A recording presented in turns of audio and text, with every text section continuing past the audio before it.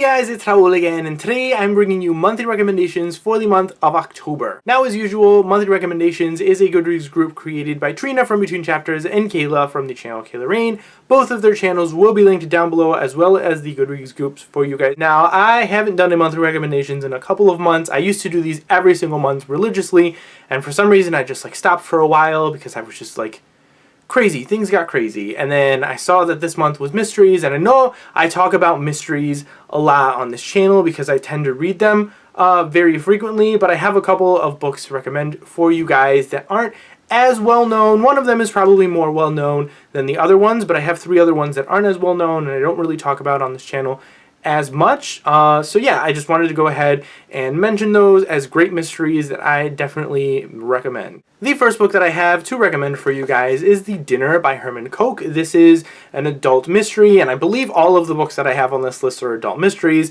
but this one is not your typical mystery. It's not revolving around murder or a disappearance, but it's revolving around kind of this mystery about these two kids and some the things that they did. So you have these two sets of parents that are going out to dinner to discuss the situation that happened between their children and what they need to do about it to kind of fix this problem. So you don't know what the situation was, you don't know what happened between the two kids, you don't know where the tension between these parents came from, and the event kind of slowly begins to unfold as the dinner progresses and you begin to learn more about what these kids actually did and why these parents are acting the way they are and what they're going to do to end up kind of finding a solution to the consequences that happened between this event. So that's kind of where the mystery comes in, is you not knowing what this event is, what's happening. It's really, really intriguing. It's somewhat fast-paced with everything. I mean, I flew through this book when I read it, and it's definitely something that I was definitely intrigued by from the very beginning. I wanted to know what this was, what everyone was talking about, what this event that everyone kept referring to was, why everyone was being so secretive, and then eventually you end up knowing everything that happened, and it was somewhat gruesome and disturbing, and I really, really ended up enjoying this one. So if you guys like kind of more of an intriguing type book where there is that kind of mystery but not your typical mystery, this is definitely one that I would highly recommend. The next book is one that I have mentioned recently on my channel, or I think actually sometime at the beginning of the year when I read it, and I don't think I've mentioned it much since then, and that was Big Little Lies by Liane Moriarty. This was a fantastic mystery. This is kind of structured a little bit differently than your typical mystery, because you know from the very beginning that someone dies, that there is a murder that occurs,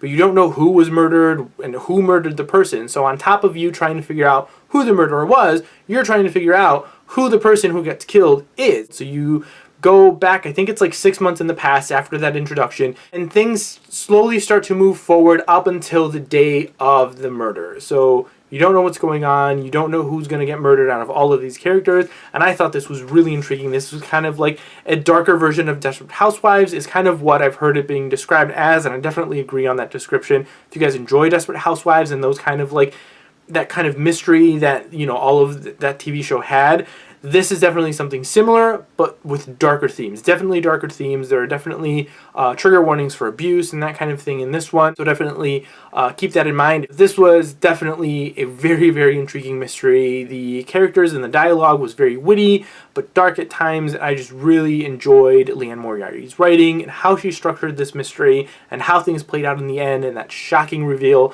at the very end I thought was absolutely fantastic. I did not see it coming, and I really, really ended up loving this book. And the next book is probably the most well-known from this list of books, and that is The Girl with the Dragon Tattoo by Stieg Larsson. This is the first book in the Millennium series, I think it's called. And right now, Stieg Larsson unfortunately passed away before the next two books in the series came out.